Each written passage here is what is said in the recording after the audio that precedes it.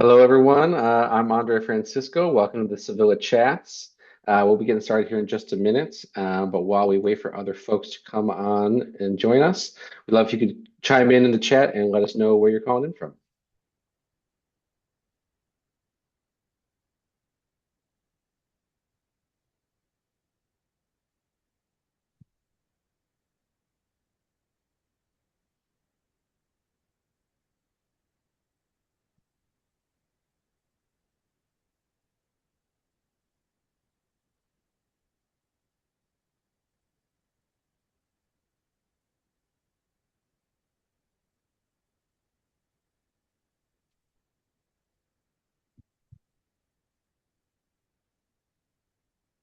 All right, we'll get started, and I'm sure more folks will come in and let us know where they're calling in. So again, thank you for joining us for today's Civilla Chat. I'm again Andre, the Director of Communications here at Civilla. If you're new to Civilla, we are a nonprofit design studio in Detroit, and we partner with public serving institutions to help them change how they work through human-centered design. And today we are joined by Dr. Jeff Poirier for the Annie E. Casey Foundation, Sheida Elmi of the Aspen Institute, and our own Civilla CEO Julia Dale. All of these groups have been researching the barriers that young adults face when accessing public benefits.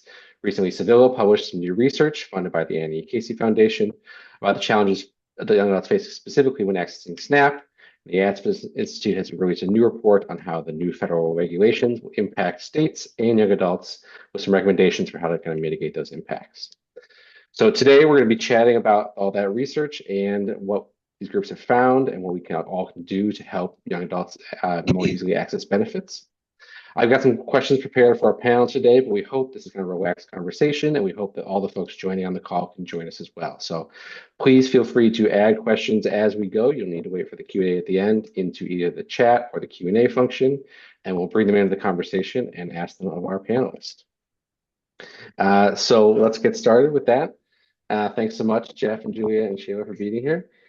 Jeff, can you start by telling us about the Annie Casey Foundation and its work around young adults and public benefits, and why this work is kind of so important for both young adult development and our broader society? Sure. And great to meet you all. And thanks so much to Civilla for hosting this and for Sheida for joining the conversation. I've been really looking forward to us all getting together this afternoon and talking about public benefits and young adults. And appreciate your leadership in this space. So to start a little bit about the Annie E. Casey Foundation, the foundation is really focused on ensuring every young person has a bright future. And we do that by building strong families, strengthening communities, and ensuring connection to economic opportunity. And so that's really the bedrock of our work and the mission that drives everything that we do.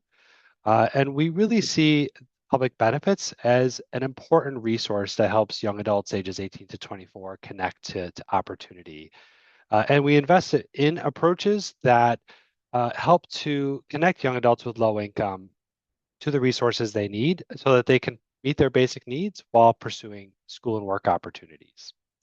And we do this in a few ways, in particular by supporting the implementation and scale of practices that pair technology, like a benefit screener tool, with navigation supports, like a caseworker or a frontline staff worker at a community college or a peer even on a college campus. And I think we can all agree that we want young adults to thrive. And at the same time, your good question about kind of why this is so important is from a developmental perspective. We know that this is a really critical period of development, right, for ages 18 to 24, where if young adults can consistently meet their basic needs, they can be more likely to persist in education, to connect to a job or a training program, and to really experience that financial stability that sets them up for success in the longer term. And so that's really what drives our work. And when young adults don't have that stability, issues like stress or uncertainty can get in the way of decision making and that sort of longer term planning that then prevent those pathways to opportunity.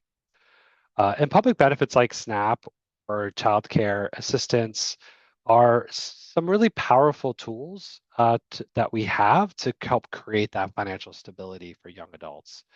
But we know that they're underused and really difficult to navigate for many people, and in particular for young adults, which we're going to talk about today a bit. But I just want to make a plug for some other sort of data analysis that we supported with the Urban Institute, which found, it was just released this past month, and found that about 55% of young adults 18 to 24 who are eligible for SNAP are not accessing it. So that's a huge disparity. Um, and this is really concerning because, again, young adulthood is such a pivotal transitional point where we're expected to gain those education and work experiences and sort of establish our financial footing as we transition to adulthood. But many young adults aren't in a position to do that. We know that 1 in 5, for example, are living in poverty, and data also show that sizable proportions of young adults in colleges experience basic needs and security. All of that creates barriers to success, and public benefits are one sort of way to help address that. So I know we're here to talk about work in Michigan and talk more broadly about benefits uptake. So I'll just share a few more thoughts before turning on to our next question. But you know, why understanding young adults access is so important is because this gap in access has real consequences both at the individual level and at the community societal levels. So what do I mean by that?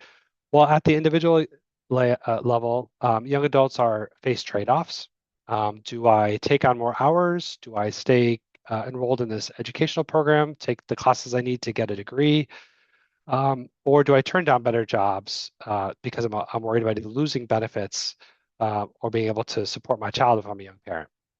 And these decisions lead to lost income and can derail that longer term mobility that we really care about at exactly the moment in a young person's life where they should be really trying to build that foundation. And this isn't just an individual issue, as I just alluded to, it's also a community and societal one. Because when young adults can't complete a post-secondary education or training program and advance in work, we're losing talent. And we're losing their opportunity to connect with and contribute to the labor market. So benefits are a really important tool that we have to smooth over income and support that connection to the labor force and post-secondary opportunities. Thanks. Julia, Civilla, as I was saying, recently completed some research about its access to SNAP specifically. Can you share some of the findings that our team found in the research? Yes, I absolutely can. I do want to just say as well, Andre, I want to say thank you to Jeff and the Annie E. Casey Foundation, though, for helping us really be able to dig into this research, to providing the necessary support and being such a strong partner. And as well, Sheida, to have you join us today with the work and the research that you've all done. The Aspen Institute has been a long partner with Civilla, and we're really grateful for that. I think in this research that we did as a consequence of the Annie E. Casey Foundation, one of the things that really stood out to me, there was a quote that we mentioned early in our report from a young person who was asked, like, what would you expect of this system? What would you like to see? And it really stuck with me. She indicated that the process should take as long as a credit check. And I thought, wow, that's not like a real radical expectation for a young person to have of our systems. And she's speaking to an experience that most young people have had, whether it's looking for housing or whether you're in a department store. It doesn't seem like you could be in any place these days and not be hit up right for an extension of credit. And we can do a credit check in one really easy step. And the fact that what she was asking for wasn't for eligibility rules to change, it wasn't for a policy change.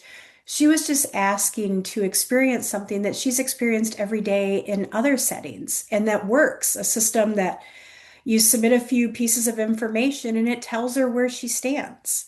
It tells her, do you have a thumbs up or a thumbs down and moving forward? And I'm sure that this same person is able to manage her banking online or apply for a job online. And instead, when it comes to seeking assistance, right, she runs into a really slow portal who's got login problems and is met by silence and delays or waiting for mailed notices. when she already started her process digitally. I think that gap is something that kept surfacing throughout the research and the work that we did. And I think what's also important is it's not that young people can't navigate systems because we see them navigating all kinds of systems. But the systems that work for them are systems that are really built to be responsive. And in this instance, the system that they're really confronted with isn't one that is a responsive. It's one that doesn't provide the necessary confirmations when they need them. It's one, right, that tells you what's missing. It should be one that tells you what's missing before it becomes a denial, and instead, what they get is a denial. So I think that stood out to me that SNAP in too many states doesn't do that. And for young adults who are building independence for the first time, that's a problem, especially I think developmentally, when we think about how highly attuned to judgment and power dynamics, who are managing school and work and maybe children on top of that. I think a system that goes quiet at the wrong moment is not a system that is working for young people, but probably feels like a dead end. That really stood out to me. And I think what we saw from the research is that these dead ends aren't surprising. They're really quite predictable. And I think that can be some of the frustration, right? We know that young people often have disconnected phone numbers. We know that variable income is hard to document. That's not new to anyone. That's a product of what we see in a changing workforce and a changing economy. These are known features in young adult lives. And instead, they're confronted, though, with a system that was never designed to account for them. And I think that's something that stood out with to me the most. Not that they were looking for radical solutions, but really sensible solutions, and a system that was really designed to meet them where they're at because they engage with other systems that they're able to navigate very well.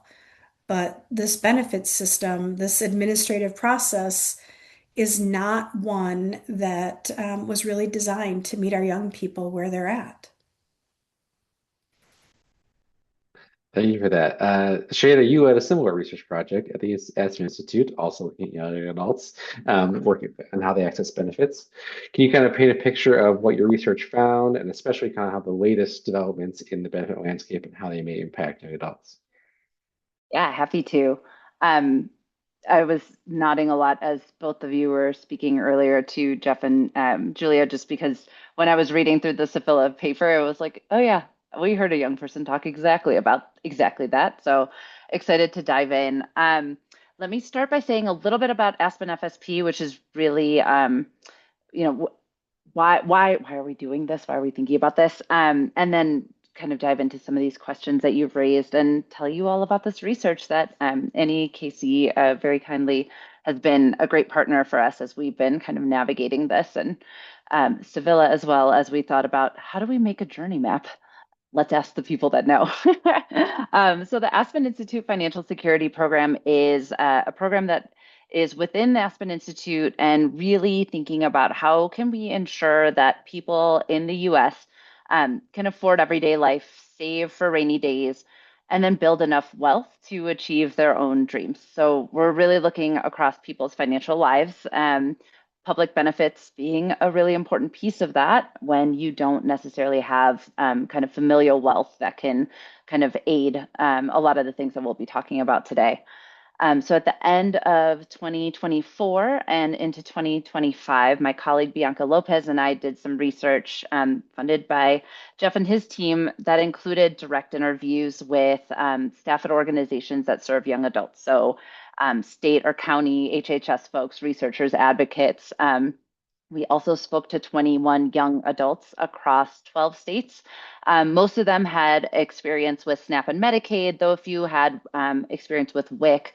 And I think we even captured a few folks that had some experience with TANF, which if you know anything about TANF, you know that was a difficult one to get.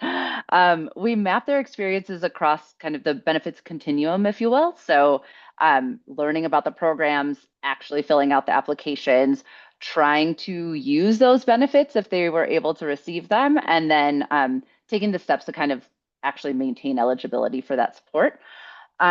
This was all in an effort to understand the unique experiences that young people are facing when they interact with these systems. So, we really found that they experience all of the things that, as Julia said, like a lot of this stuff is predictable, but because they're young adults, they're more likely to experience certain pieces of this. So I'll come back to that in a moment.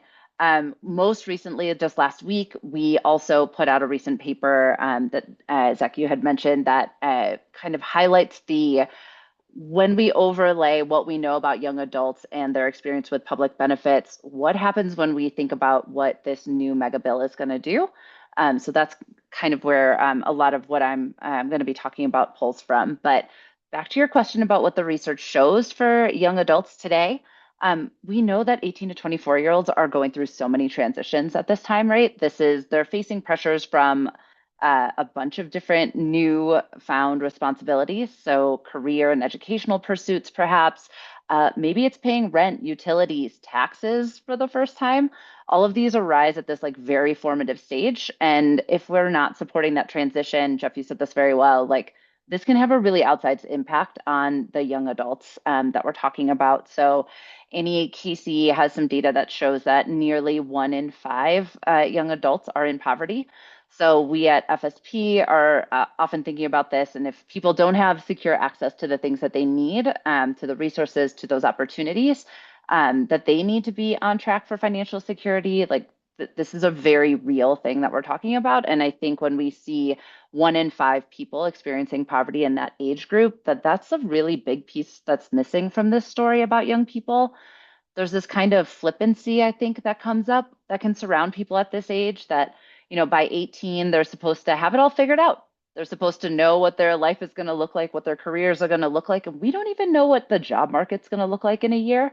So, there's that assumption. Then there's this like simultaneous presumption that young people are supported by their families, that they have parents that they can call, that if something goes wrong, it's fine.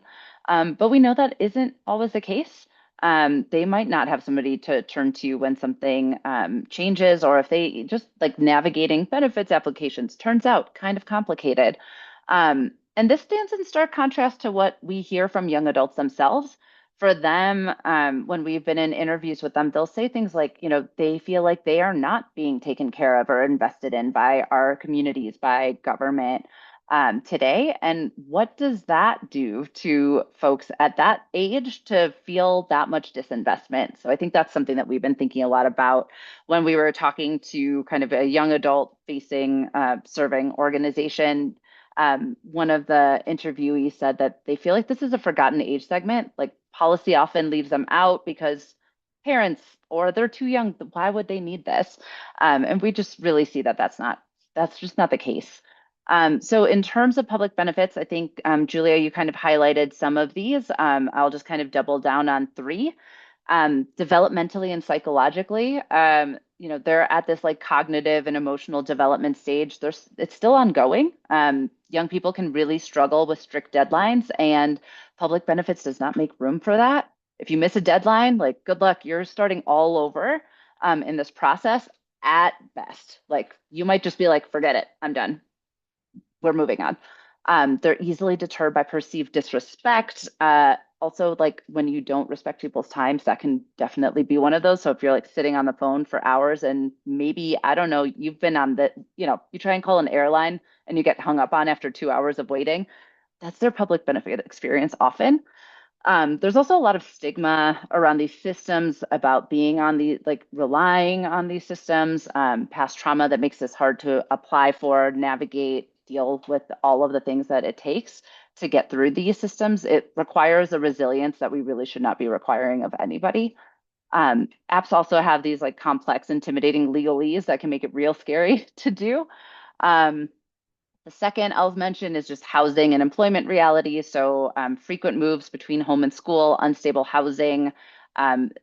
gig economy, volatile hours, all of the things that make it really hard to document, but you might also just miss the piece of paper that says your renewal is coming up or this is when your appointment is. And the last thing I'll mention for young adults in particular is that they may be balancing school, work, caregiving, maybe their parents. All of these things make things really hard when your hours aren't predictable, or you might not be able to just like take off a couple hours to spend the day at your local benefits office to get something answered or to turn something in. Young people don't know what a fax machine is. I'm a millennial and I barely know how to make these things work. But like, we're not even talking about the complications of like transportation. Students also are sometimes penalized for their post-secondary pursuits. So thinking about like full-time students not being able to necessarily qualify for SNAP. They also have to navigate an extra set of complicated exemptions. So if you just like quickly Google it, you might be like, oh, I guess I'm not eligible, when in fact you might be, but it's not as straightforward. And they might live in one place for part of the year and not the rest. So I'll stop there. It's complicated. It's complicated, it turns out. It is indeed complicated. But I hope, all of our research has found is not all bad. So I'd love to hear kind of from all of you, what are the big opportunities you think that public benefits could be improved for young adults? What can states do? What can community organizations do to kind of address some of those challenges that are specific to this population? So anyone like to come off a new mute? I'd love to hear what you think. I can jump in and just share some sort of bigger picture perspectives from the Casey Foundation side of this conversation. I think just to sort of step back, while we're highlighting sort of research that we've funded, when we began launching this work around young adults and public benefits access a few years ago, that's kind of where we wanted to start, is building on the foundation of knowledge in the field around what it takes to support young adults' economic stability and well-being, and then like what it looks like from a public benefits perspective. And so going deeper with some of these examples that you're hearing about today in Michigan and the work that Aspen's led, and then supporting the work with Urban around its data analysis and other sort of research have really been a foundation for our practice investments. And that's what I want to lift up is, our work is very much focused on, the foundation is very much focused on practice and innovation and implementation. And so when you ask that question, Zach, I think what immediately comes to mind is building out the work that connects trusted adults or peers with those screening tools and the technology. So there are in many states, there are now screening tools like My Friend Ben in Colorado's an example that you can actually go to the website. You can, in about 10 or 15 minutes, put in your information and screen yourself for all the benefits available in Colorado. And that's just one example. Not every state has that level of a screener, but there are screeners across the country. And what I would say is really thinking about what it takes to combine the technology with the relationships and embedding that into the practices of an organization or an institution to better support outreach and uptake of benefits. I think definitely the piece around reducing stigma is a key one, so that young adults see benefits as for them, and it's really part of this pathway of sort of supporting their success.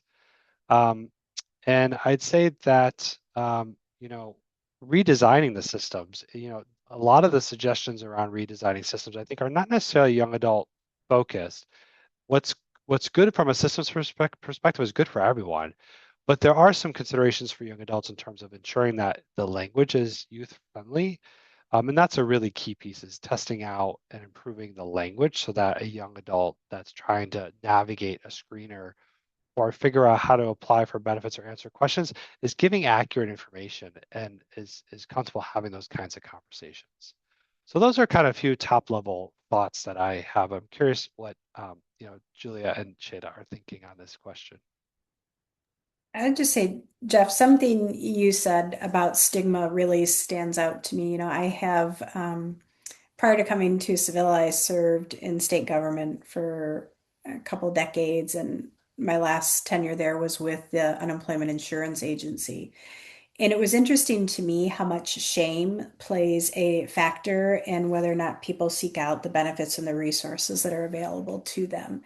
And I think there is something for it's something for us to think about. Like, how do you reduce that? How do you reduce the stigma? How do you reduce the shame? How do we talk about these programs and the purposes of these programs? I think, though, the other thing that excites me a little bit is that the research shows that there are some really unique opportunities as well. I think about the moments where we could pull SNAP screening into things that young adults are already navigating.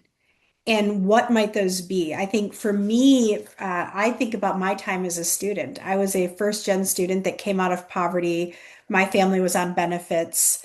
And I really did not understand what the availability to me was of benefits. But I navigated the financial aid process, right? I managed to navigate those other things. And I think about what a difference that would have made in my life. And so I wonder about the possibility of having peer navigators in other community organizations within our colleges and working with young people, people who have that lived SNAP experience as well, that might be able to translate the system, how powerful that could be as well. Not only to have a trusted partner, but also I think it would do a lot to remove the shame and the stigma as well when it comes to applying for benefits.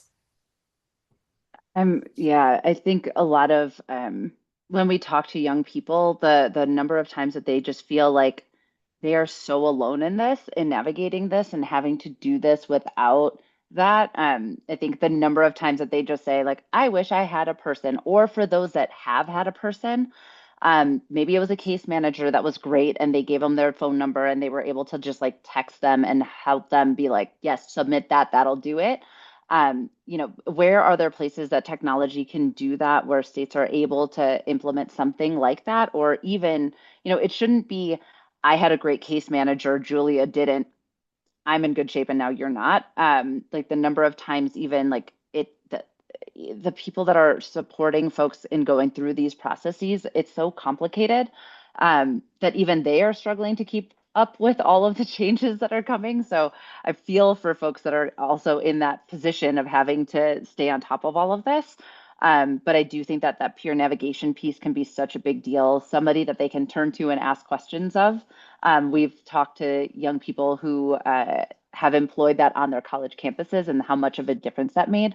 To the point of stigma, one of my favorite anecdotes was a school that started calling it a food scholarship instead of SNAP. Like they're students. They were like, oh, I get financial aid. Why shouldn't I have financial aid that covers my food? But I think that there's a lot there. That new paper can definitely has a lot of like specific recommendations for like when a state can take a flexibility, take it, run with it. Um, People are working really hard in this moment to deal with their error rates at the state level. So I think that is another place where like philanthropy and others are going to be able to step in, where civic tech is going to be a big deal. Where we can think about like, can we expand the medical frailty definition, things like that. So like those specificities are in the paper. The other thing I'll say, and where I'm kind of I'm excited that we're also leaning into in this moment is thinking about where we can, one, empower young people to be a part of these processes. I'm sure we'll talk about that, but I'll also mention that at Aspen FSP, we're thinking not just about the like, what do we have to be doing in this moment in terms of defense, but is there some like forward looking, what is the like imagining the like it we don't have to keep building systems that look like the ones that we have. So if people are going to be dismantling the current one, like, okay, let's think about what is a future forward version that we can look, we can look to from other places, other cities, other countries. What are the ways that we would want these systems to meet people? We're always talking about meet people where they are. These systems struggle to do that. So we have a new kind of, we're calling it our Benefits Future Studio, and we're very excited. And we have some innovators there that are really thinking about that kind of, what can we be thinking about that is different than the current? So a little bit of like hopeful while we're still doing this defense. Julia, you touched about this a little bit, but I'd love to hear from everybody. if there's anything in your research that kind of reminded you of yourself as a young adult or family or friends who are in that similar life stage, and anything you saw and like, triggered a story of yourself. I'm happy to jump in here. I think, one of the things that, uh, there's this like trope of the broke college student, that you're supposed to be broke. And the number of times when we're talking to somebody and they're like telling me that they are struggling to put food on the table, that they're like barely making it to the next paycheck. I think that these kinds of tropes are really difficult. And I remember talking to friends who were struggling in those ways and like this is not normal actually, like we need to figure out what is going on. um I mentioned I'm a millennial. I graduated in 2009, historically a really great time to be looking for a job. Cue Great Recession. I was struggling to find a job that would pay the bills. I ended up taking a very underfunded, like, I think I got $1,500 over the course of a 9-month fellowship. Um, Basically, I was an unpaid intern that was going to get this like $1,500 check at the end of it. I was living in DC for a few months before I was like, I cannot do this, but I had a family I could turn to. So I moved back in with my dad for a little while, applied to grad school a lot earlier than expected. But I had this built-in safety net. And I think that's part of what I'm like constantly thinking about is like, how do we recreate the kinds of safety nets that those of us who have family that can in some way support us financially or otherwise, like how do you recreate that kind of like familial wealth or other supports that exist for some and not for others? I think, Sheida, I'll just jump in. You know what? I have this memory. I went to MSU and I lived in the dorms all 4 years, and most students don't live in the dorms all 4 years, but I lived in the dorms all 4 years because I was able to get a job that paid for my last 3 years. It paid for room and board because I worked for the university. And because I couldn't afford to pay for college and to pay rent or to buy groceries. And it wasn't an option for me to live at home. And I remember, and at that time, the meal plan did not include meals on Sunday after a certain time. And I had this strategy where I could order a sub from a particular restaurant and you could get a giant loaf of their bread for $1. And I always did that so that I could then make sandwiches on my own in my dorm on Sunday evening. And I think when we really think about young people, even when you are working, if you still have to take care of all the other things, I remember thinking like, do I pay for groceries or do I pay to do laundry? Do I pay for groceries or do I have money to put in gas so I can get to work? And I think it's a really I see myself in some of this research and in the experience and in this shame that I felt that so many of my classmates, they could not relate to the experience that I was having.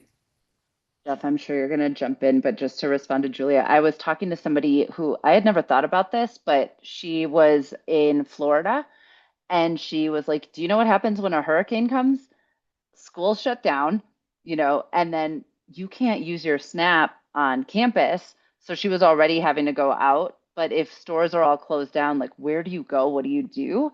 And so she was like finding a way for like when, sorry, I guess the like any holiday breaks was when this would come up. And then if there was also a storm, then everything would shut down. And she was like, who do I turn to? What do I do in this moment? And it's just like the ways that these systems are supposed to meet people and then fall at some of the most precarious times. Sorry, Jeff. No, no, I don't think I have too much to add to your really powerful personal stories, but I mean, I will share.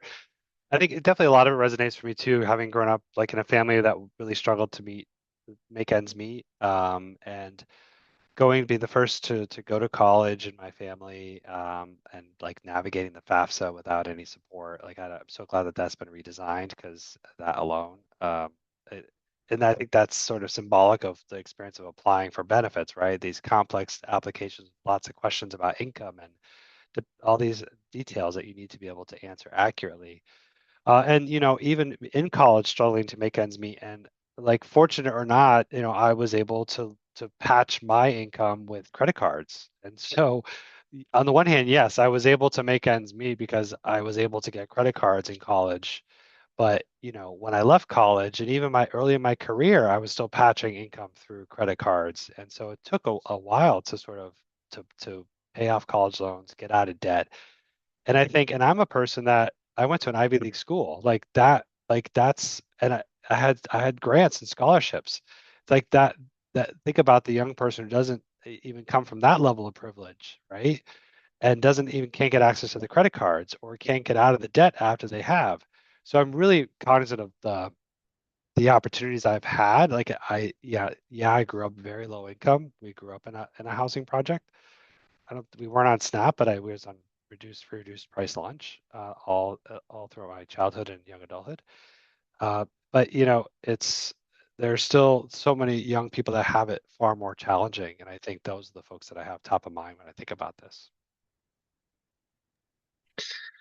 We've got a couple more questions left. If anyone in the audience has got ones they want to start putting into the chat or the Q&A feature, we'll kind of queue those up for our panel here at the end. Next, I want to ask about, young people are often at the front lines of driving change in kind of all different parts of our society. So I'd love to hear if you have any kind of insights into how you think young adults could be part of creating more accessible benefits for themselves and for all ages.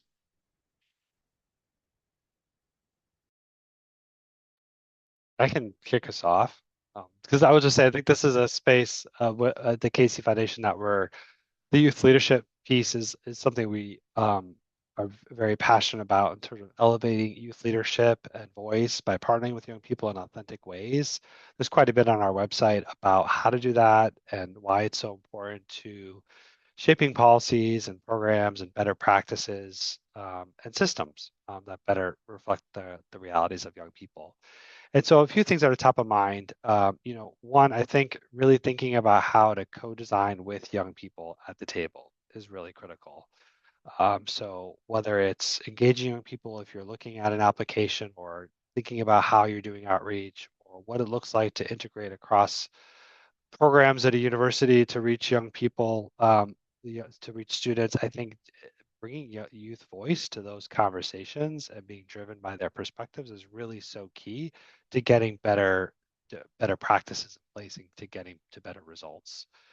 And really leaning on them as trusted messengers because they know best what it's going to take to really to reach and support young adults and can help shape the solutions that we really need to be leaning into. I feel like Civilla has words for this. Yeah, I think Jeff, you're highlighting so much of what we get excited when we see this happening. At Aspen, at Aspen FSP, we're thinking about the ways that we can more clearly link the people that are impacted by the policies and programs that we're talking about with the co-design, with the how do you actually empower young people or others, get them connected to the right people in the systems to actually be not just like a one-off, hey, does this look okay? But actually like pulling up a chair next to folks. So I think there are real opportunities to do that. And I think we've all talked about how people are really savvy. They're really savvy about their financial lives. When you see the number of things that if you pull up a young person's phone and you're like, how many apps on your phone are like a bank or some kind of financial institution related or your Cash App, whatever it is, they are navigating a lot of things in addition to if they're a gig worker, there's probably income generating things are on their phone too. So I think that there's a lot of knowledge that that we can tap into if we can get them into the right hands. So there's advocacy groups and others that are organizing people. Probably the folks on this call are doing that. Some that come to mind are Young Invincibles. They have a set of leaders also that are advocating for policies change across the country. My Path in the Bay Area, they're developing a set of economic rights that young people need alongside and with young people, and it's like a young person-led piece. We have our community advisory group that tries to help us in navigating what is the next policy thing we should be doing and shaping. There's 9 of them. 3 of them are young adults, so we're very excited about them. But Julia, I'm curious where this is coming in on the Civilla side. Well, you've both I don't know, all that you've shared has been so great. The thing that I am thinking about is how do we elevate the young adults? How do we elevate their voices before the policies become hardened? That's something that we've been talking about at Civilla recently. And how do we help facilitate young adults being able to push for that, the right to be consulted before a system is designed or redesigned, right? Not at the end, not in a pilot, not in a listing session, but early on, before decisions have been finalized, before policy's been hardened. How do we pull young adults in at that point, when the decisions are still being made? That's what stands out to me. When we think about co-design, that's what I think about. And when we do that, we know it produces better systems. Um, it's not just because it's the right thing to do, but because we know it works when you do that.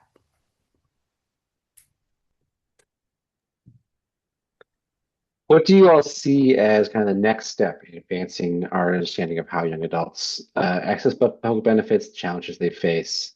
What questions would you like to explore if you could for the next round of research?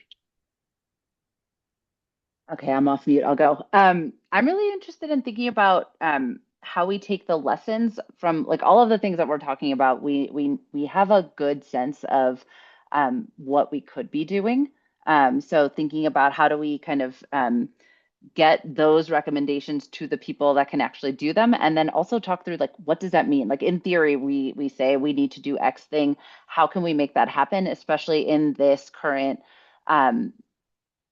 current model that we are in the current like reality of like for states having to be thinking about their error rates, what are the things that would really make what we are saying happen and possible, and also support states in this very big crunch that they have in terms of dealing with any kinds of errors, which like that includes overpayments, underpayments, and there's a lot of complication in how those things are measured. But the research and the people's stories, the things that we're hearing on this webinar and from other research, data from Urban and things, just shows how many dollars are left on the table. So there's a lot of this. The new legislation is working to undermine the number of people that are able to access it. We've also disappeared data that tells us how much food insecurity is out there. So we're like kind of hiding the numbers right now. So I think, working with all of you that are on this call, thinking about what it would take to help YA overcome these barriers. How do we ensure that folks are aware of the changes? How do we make sure that the language that we are using actually matches so that they understand what to do, what steps they have to take? How do we navigate them through that? How do we support that? And like some of this is going to be documenting work hours. Some of this is gathering more paperwork. Some of it is demonstrating compliance or exceptions. So I think there's a lot that can be done, but I think the thing that I'm very curious about is like taking this research and moving it into action and decision making so that we can actually see what can we be doing that actually makes a difference in not just seeing people lose benefits because of a technicality, but if they're an immigrant, unfortunately, there's like a lot of folks that are just going to be left out of these new because of the new legislation. Um, Obviously, would be great to see new programs that will support those folks that are being cut out of the programs. But just thinking through how do we make sure that the only people that are losing actual access to benefits are those that are no longer eligible, while we figure out how to support them.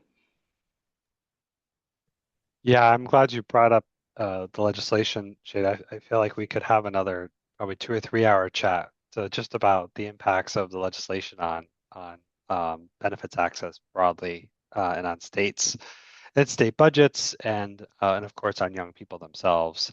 So a lot there to unpack. I think for me, thinking about sort of the addition of work requirements for Medicaid, sort of the removal of certain exemptions for work requirements for SNAP, and then other types of changes to SNAP that are really going to affect young adults is sort of top of mind for me. And over the next year or two, really thinking about and understanding like how that's going to play out for young adults, and then how can we best support those young adults who are still eligible with getting access. Um, you know, another piece, as I mentioned earlier, the Casey Foundation, we're very much focused on practice and thinking about sort of the ways to meet young adults where they are to support outreach and uptake.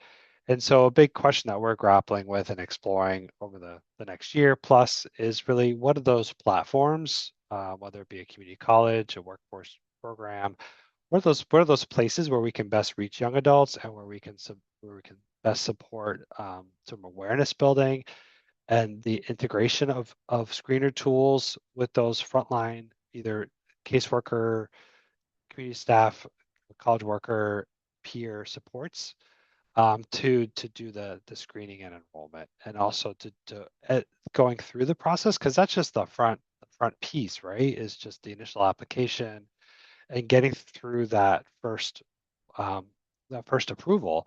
Then you still have to recertify. And so how do we support young adults either through texting and other types of prompts and outreach that help them to make sure they're meeting those requirements? Which, as we said earlier, like in terms of thinking about due dates, well, the due dates are the due dates. So if you miss it, you get bumped off, and we really want to try to mitigate that. I'll just chime in. Another observation is, the pandemic for us realized on the workforce side how our economy, how our workforce changed, right? So many people that wouldn't have been eligible for unemployment under existing UI law at that time. And I think about the benefit system now when we think about SNAP, and I think about when it was first designed and who it was designed for in mind. And so, how do we think about the system from the inside and who is the person? I think there was at one point a mindset of who's the person we're trying to serve or try to help, and what would it mean for a state and a state team to think about young adults and with a lens towards these are a key beneficiary. How do we think about how we operate, how we engage with them in mind? Because I think initially our programs were not centered around young adults as potential recipients or beneficiaries, and that's problematic. Certainly, we know applications and forms and processes and workflows, but I think another interesting question is really to wrestle with the reality of how, what is the origin story of these programs and who were they initially meant to serve? And how might we think about change with regard to that? I think that's so important. It comes through for like when we think about caregiving, right? Like who was that for? Who was Social Security built for? Who was specifically left out of that? And there's so many parallels that we see. I think another place that I'm constantly following the I don't know. I grew up in Chicago. Zip code determines destiny, and so much of this country for a long time in Chicago, it was so much like if I parked up one block this way from grandma's versus that way, there were words. I had to explain myself to the family. But I say all this because there are programs that do go out of their way to meet people where they are. You have a Vita site that's inside of the place that people are getting healthcare, or you have guaranteed income programs that are like, oh, you're here for your first doctor's appointment. We also have this program that supports pregnant moms. Let's talk. And it's the way that by happenstance in one of our interviews when we were talking to a young person, they were like, oh yeah, but when I was working with this like guaranteed income program, we were like, follow that thread. And it was such a different experience, right? Like with the benefits program, it was she felt like she had to keep proving her these programs don't center dignity the way that guaranteed income programs can and direct cash programs can. She just felt like she was defending herself, having to make a case for why she was needy. Like it just was really disempowering versus the other program for the direct cash program. She was like, I barely had to do anything.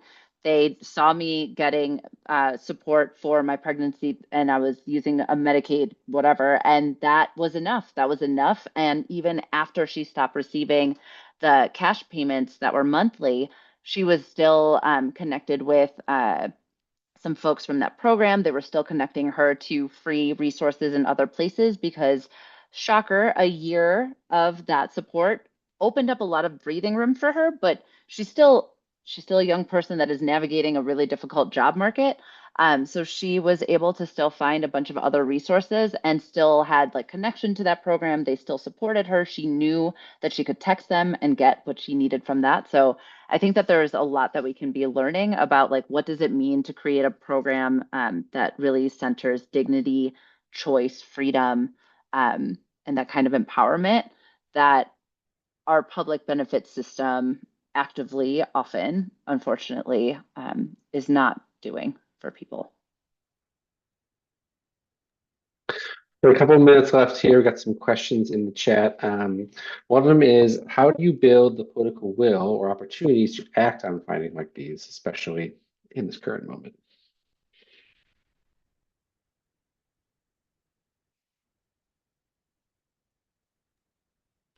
I think one place, oh, go ahead, Jeff. No, you got Sheida. I was just going to say one place that we've been really leaning into is more local work. So thinking about cities, counties, states, and where and who has the political will and interest in figuring this out. At a time when we're trying to, save money, there are some ways to get around some of the difficult political moment.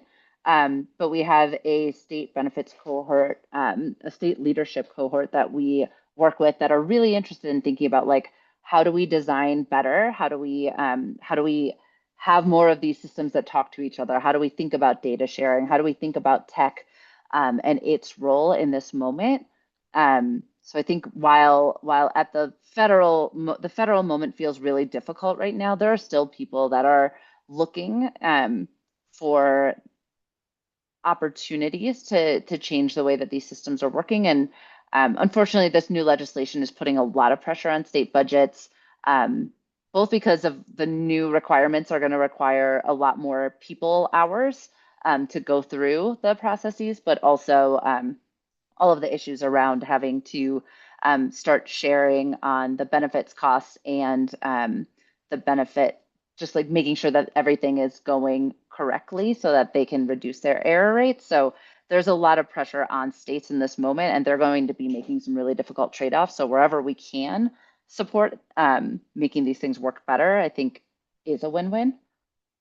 But Jeff, I interrupted you. Go ahead. No, you're good. That was great, Sheida. Yeah, a couple thoughts, and I just put in chat a link to that urban report I mentioned earlier. That is the first time that has been synthesized the state level estimates of SNAP, TANF, and housing eligibility and participation rates for young adults 18 to 24. And so to respond to your question, that I think one piece is to be data driven. And so that's why the foundation supported that work early on, is because we lacked these data. And we thought it was really important to, if we want to be data driven, to have a better sense of where are there gaps in uptake, so that we could focus resources and try to use data to build political will. Often data is not enough, and I think the other important piece that we're thinking about in our work is really and as a grounding for everything we do around young adults and benefits access, is that connection to economic opportunity. And so really making the case and laying out the rationale for why short-term benefits access, it can help to smooth over income and ensure people can get access to the resources they need to then be on paths to opportunity. And for young adults, I think the case making there is I wouldn't say it's easier, but I think it's a little easier because we can think about what it takes to get a young adult to be able to stay enrolled in a college program or a certificate or other types of apprenticeship or training, and what providing that stability does for them to sort of earning that credential degree and then getting their first job and then being able to be on a career path. And so I think doing some of that case making that links together why benefits are important for young adults with low or no income is an important piece of that.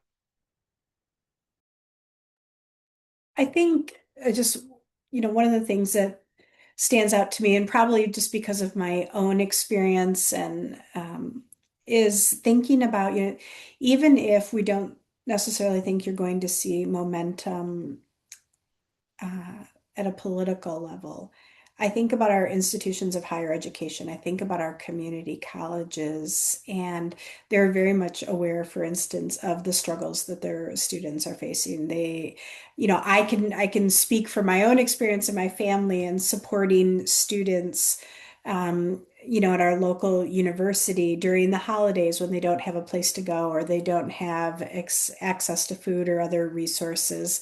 And so I wonder too how we might appeal for those young adults that are involved in higher ed of some level, whether it's at the community college level or at the university level, from a post-secondary standpoint, how do we weave this into the conversation that they're having and into their own priorities? Because certainly they're investing their own resources to address these issues. And I would think that perhaps there can be a more effective way to serve that particular population of young adults.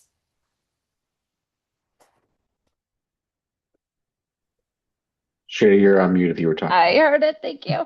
I was going to say, I see that somebody had thrown in a question about key changes for young adults that we think could also have larger impacts for others. I know we're kind of winding down, so I will throw in the first paper that we did on this topic with Annie Casey and just say that, like, being able, I think we covered this a little bit, but anything that makes these things easier for folks is going to make it easier for everybody. So when we help people document their work hours, or we help people be able to demonstrate that they have a medical reason why they can't, go through the work requirements, like anything that does that for young adults will do that for others. When we think about benefits cliffs and not having to have people that are losing access, that helps young adults, but it helps anybody who is experiencing those. So I'll throw that link here in case others had thoughts on that question. Thank you. Yes, we are wrapping up here. Thank you for the folks who have attended. We're going to close out with a tradition that Civilla does for most of our gatherings, both in person and virtually, which was called the checkout. We just do one word that kind of sums up how you were feeling about this event or today. And so I'll ask the folks who are in the room to put their one word into the chat, and our panelists will kind of do it out loud. So we'll kind of wrap up with a one word, and then we'll close out. Zach is putting a couple of links in to the chat also if you want to follow Civilla for more events like this or learn more about all the great research that these folks have done. Thanks again for attending. I'd love to hear the panelists one word if you've got one. I'll say optimistic. This is why you have to go first. I was going to say optimistic. I can be optimistic too. Yes, you can. Hopeful. I was going to say full. I think there's a lot of insights that have been shared. Yes, absolutely. I'm going to say excited. Glad to see some encouraged and motivated in the chat as well. Yes, that's amazing. Thank you all again for attending. Thank you, Jeff. Thank you, Sheida. Thank you, Julia. Some great organizations doing some great work. I'm glad people get to spend an hour chatting about it. Yeah. Hope to see you all in the future. Thank you, everyone. Thanks so much. Thanks for so hosting. much. Bye.